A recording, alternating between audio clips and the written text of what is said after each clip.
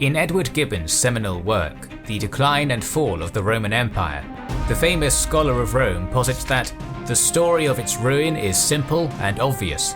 He believed that the Roman world was overwhelmed by a deluge of barbarians. Among the reasons mentioned by him is the increasingly massive recruitment of barbarian soldiers into the late Roman army. The source of this new manpower reserve is the topic of our video today, Imperial Foederati. What is the story behind this term and its usage? How were the barbarian groups integrated into the Roman system? Most importantly, did the Foederati eventually end the Western Roman Empire? This video is brought to you by the Ridge Wallet. We've been using Ridge Wallets for almost a year now. They don't fold, don't budge in your pocket and are light, with a modern, sleek and industrial design. As with many people, we were using outdated wallets designed in the 90s. We moved away from large flip phones to smartphones, but why did our wallets never get the upgrade we deserve? Ridge holds up to 12 cards and has an attached money clip for cash. It comes in 30 different colors and styles, including our favorites carbon fiber and burnt titanium. For us, switching from the old wallets to Ridge was like going from an old chair to a super fancy gaming armchair. But don't take our word for it, Ridge has 30,000 5-star reviews. Each wallet comes with a lifetime warranty, and the Ridge team is so confident that you'll like it that they'll let you try it for 45 days. If you don't love it, just send it back and get a full refund.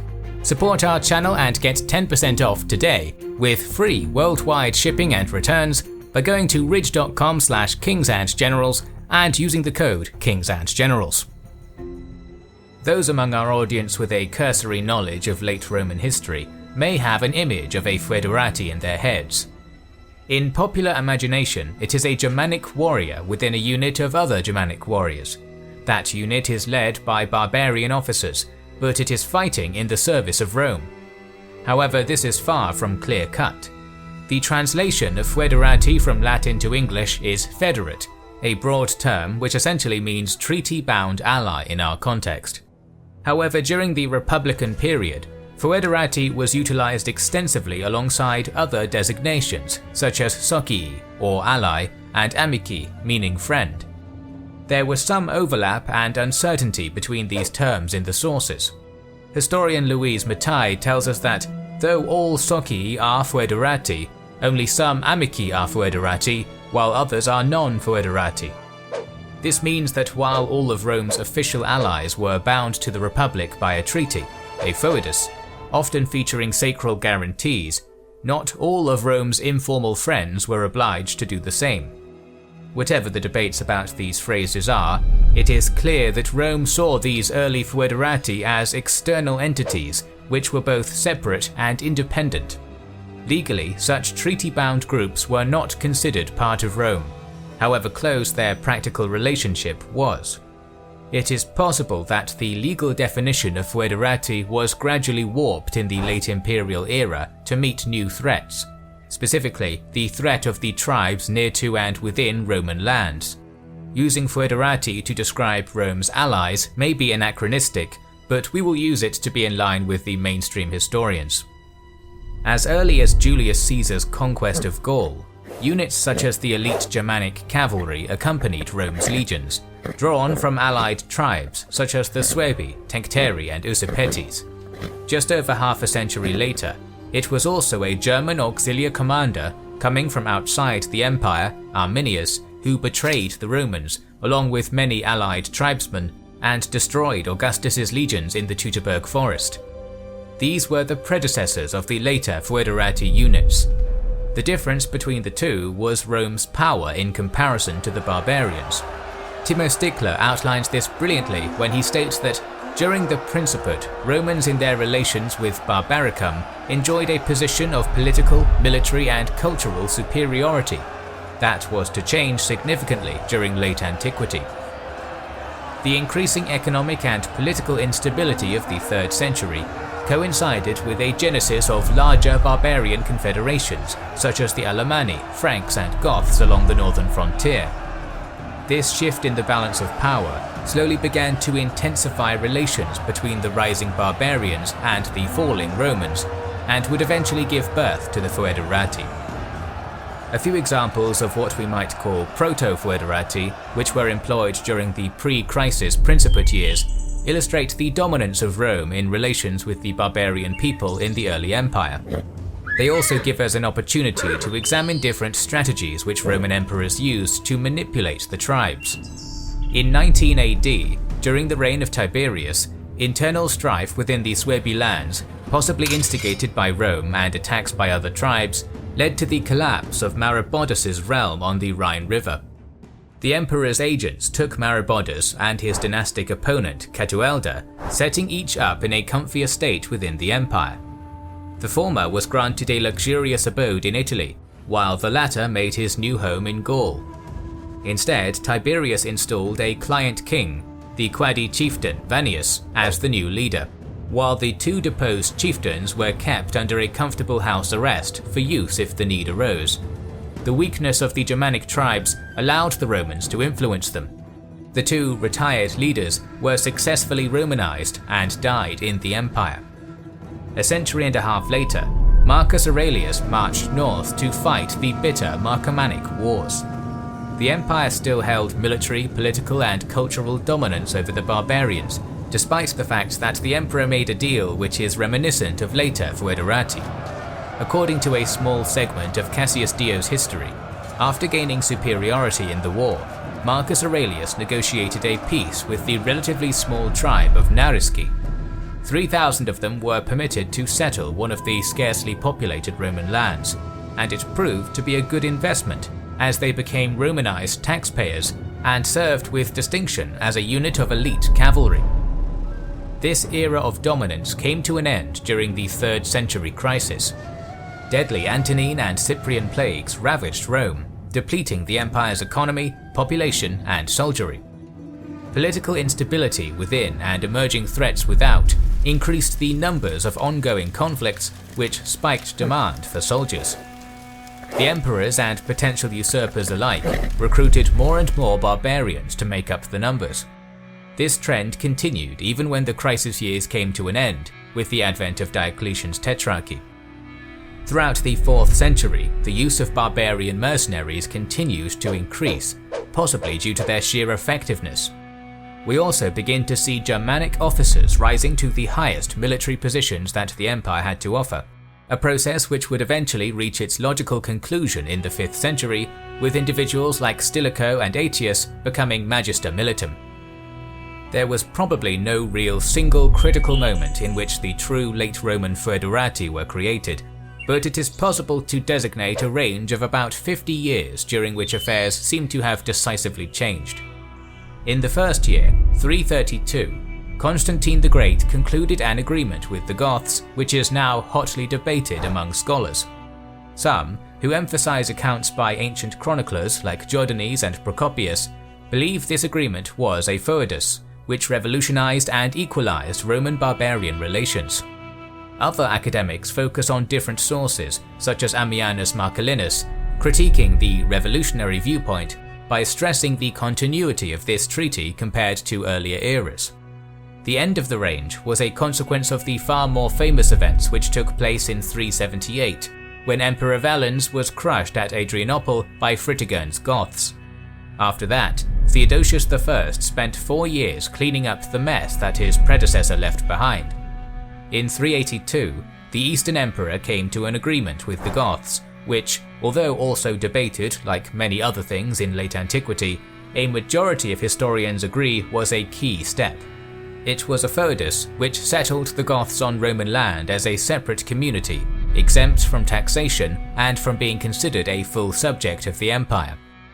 In return for that never-before-seen concession, the barbarians agreed to rally for war when Rome's emperor called upon them. Crucially, although in theory these Gothic Balkan contingents were supposed to serve under a Roman dux, in reality they followed their own leaders. In hindsight, it is easy to criticize Theodosius's agreement with the victorious barbarians because of its long-term consequences, but it is important to acknowledge what contemporaries thought of it. In fact, the general conclusion seems to have been that 382's settlement was better for both Romans and Goths than the alternative. The Greek orator Themistius stated, Was it then better to fill Thrace with corpses or with farmers, to make it full of tombs or living men? However, any chance of successfully asserting true control over this new enclave kingdom of Foederati was thrown away quickly following the Gothic War's conclusion. In the decade or so following 382, Emperor Theodosius was forced to campaign twice against internal enemies in the west, once in 388 against Magnus Maximus, and then 6 years later to put down the usurper Eugenius. The decisive battle in the Civil War of 394 is a keen display of how the emperor was all too aware of the need to control his Gothic Foederati.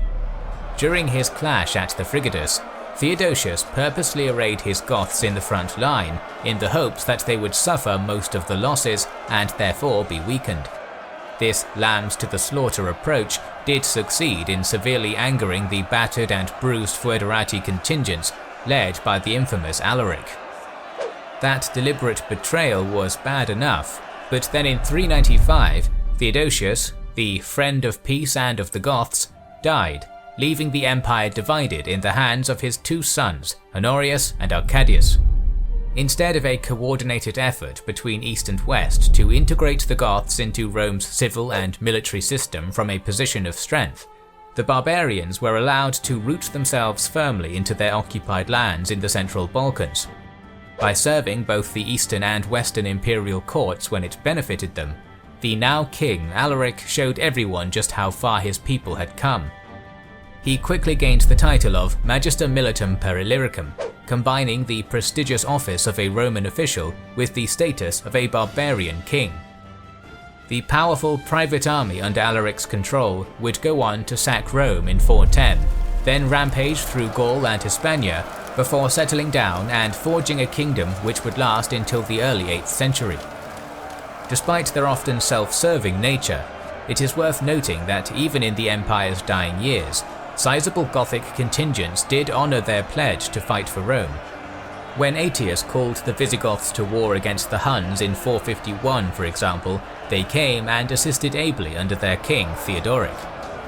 As we have seen, individual Foederati becoming too powerful could and did cause massive issues in the late Empire, but this isn't the entire story.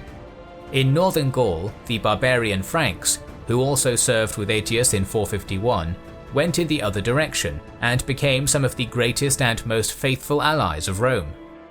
Ever since the late 3rd century, Germanic-born farmers known as the Laeti and Gentiles, who were almost definitely Franks, gained the right to settle in homogeneous dwellings north of the Loire River after their defeat in conflict with the legions.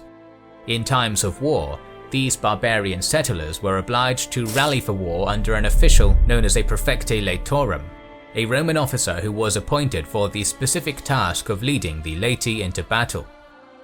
We have little literary evidence of this Frankish population until around 350, but from that moment we repeatedly see generations of Frankish Foederati serving the empire loyally, perhaps more loyally than any other Germanic group. Many thousands, perhaps many tens of thousands of Franks took service in the Roman military and served as faithfully as any true Roman. Moreover, many Frankish magnates and noblemen took up a dual function as competent officers within the imperial army structure. This fidelity to the empire among the highest barbarian lords was visibly rewarded, particularly in the later 4th century. Prominent men in Frankish society, such as Meribordes, Bauto and Arbogast, attained the very highest command positions in the Roman Empire, and Bauto even married into the imperial family. Even during times of particular crisis, such as Alaric's and Attila's invasions, the situation in northern Gaul remained relatively stable. Equipped with weapons and armour provided by imperial workshops in their territory, Frankish warriors assisted in quelling these crises by serving the Roman emperor in battle when necessary. Such loyalty was present even at the very top of barbarian society.